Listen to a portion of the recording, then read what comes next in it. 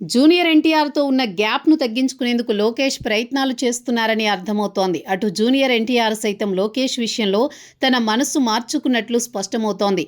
ముఖ్యంగా వారిద్దరి మధ్య ఉన్న గ్యాప్ క్రమేపీ తగ్గుతున్న పరిస్థితి.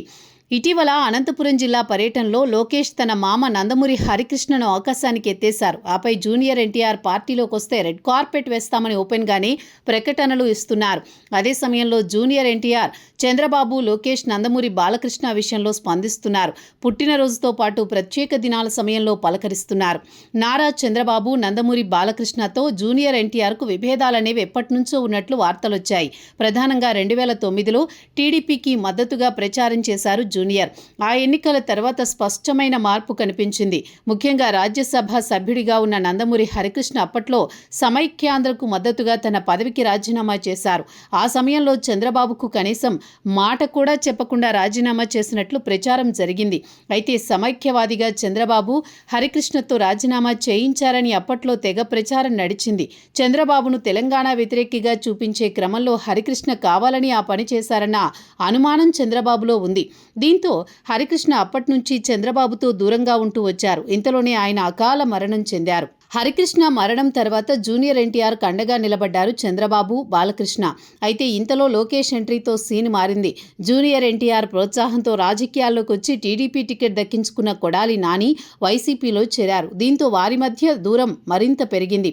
2019లో టీడీపీ తరపున గెలిచి వైసీపీలోకి ఫిరాయించారు వల్లభనేని వంశీమోహన్. ఆయనకు సైతం టీడీపీలో టికెట్ ఇప్పించింది జూనియర్ ఎన్టీఆర్. పైగా కొడాలి నానితో పాటు వల్లభనేని వంశీమోహన్ చంద్రబాబుతో పాటు లోకేష్ను తిడుతుంటే కనీసం నియంత్రించలేదు. చివరకు స్వయంగా తన మేనత్త అయిన భువనేశ్వరిపై అనుచిత వ్యాఖ్యలు చేసినా సీరియస్గా స్పందించలేదు. తన తాత నందమూరి తారక రామారావు పేరు మీద ఉన్న హెల్త్ యూనివర్సిటీని రాజశేఖర్ రెడ్డి పేరుతో మార్చినా సీరియస్గా తీసుకోలేదు. దీంతో టీడీపీ శ్రేణులు దీనిని తప్పుబడుతూ జూనియర్ విషయంలో పునరాలోచనలో పడ్డాయి. అయితే లోకేష్ కోసం జూనియర్ను పక్కన పెట్టారు అనే ఆరోపణ వచ్చిన క్రమంలో అదే లోకేష్ జూనియర్ను పార్టీలోకి వస్తే సాదరంగా ఆహ్వానిస్తామని చెబుతున్నారు. జూనియర్ ఎన్టీఆర్ సినిమాలకు సంబంధించి అన్ని విధాల సహాయ సహకారాలు అందిస్తున్నారు. పల్నాడు జిల్లా పర్యటనకు వెళ్ళినప్పుడు ఏకంగా జూనియర్ ఎన్టీఆర్ ఫ్లెక్సీతో నారా లోకేష్ అలరించారు. పనిలో పనిగా హరిమామయ్య అంటూ హరికృష్ణ గురించి గొప్పగా చెబుతున్నారు. ఇవన్నీ చూస్తుంటే భవిష్యత్తులో జూనియర్ ఎన్టీఆర్తో పనిచేసేందుకు లోకేష్ సిద్ధంగా ఉన్నట్లు అర్థమవుతోంది. పవన్ కళ్యాణ్ ఇష్టమా, జూనియర్ ఎన్టీఆర్ ఇష్టమా అని ఇంటర్వ్యూలో అడిగిన ప్రశ్నకి ఇద్దరూ ఇష్టమే అని చెప్పారు. తద్వారా జూనియర్ ఎన్టీఆర్ ఒక ఆప్షన్గా ఉన్నారని, ఆయన పార్టీలోకి వస్తే తప్పకుండా ఆహ్వానిస్తామని తేల్చి చెబుతున్నారు లోకేష్.